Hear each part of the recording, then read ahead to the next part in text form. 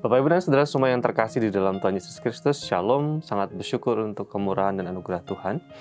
Kita ada di hari ini karena berkat dan anugerah yang Tuhan berikan buat kita.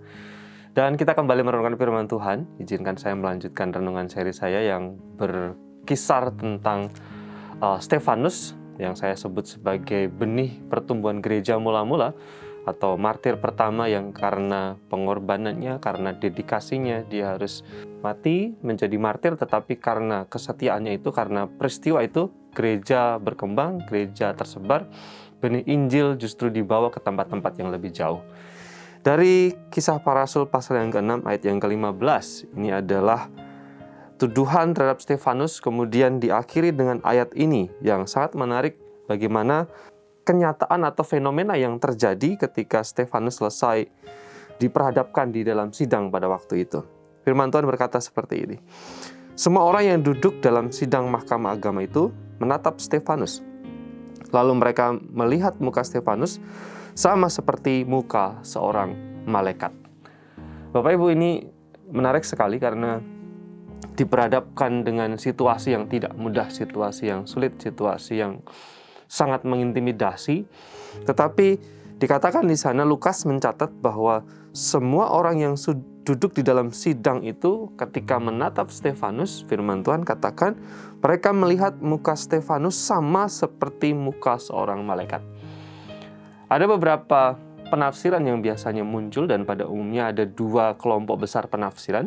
Penafsiran yang pertama untuk menafsirkan muka seperti malaikat itu seperti apa. Penafsir pertama mengatakan bahwa ada keteduhan, ketenangan, lalu kemudian ketulusan, lalu kemudian kedamaian yang dipancarkan dari muka Stefanus. Tetapi yang kedua adalah muka seperti seorang malaikat itu memancarkan kemuliaan, sama seperti ketika Musa turun dari Gunung Sinai berhadapan dengan Allah, kemudian wajahnya bersinar, wajahnya cemerlang memancarkan kemuliaan Allah. Apapun itu, entah yang pertama maupun yang kedua, tetapi intinya adalah pada waktu Stefanus ini dengan teguh, setia, mempertahankan iman dan keyakinannya, Tuhan memuliakan hambanya. Jadi kita belajar di sini tentang bagaimana Tuhan memuliakan hamba yang setia, yang patuh, yang taat, yang berkomitmen, bahkan rela menanggung berbagai penderitaan karena keyakinannya. Tuhan memuliakan hambanya yang setia.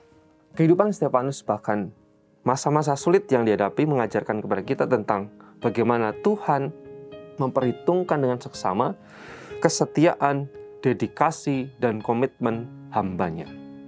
Tuhan memuliakan hambanya yang setia.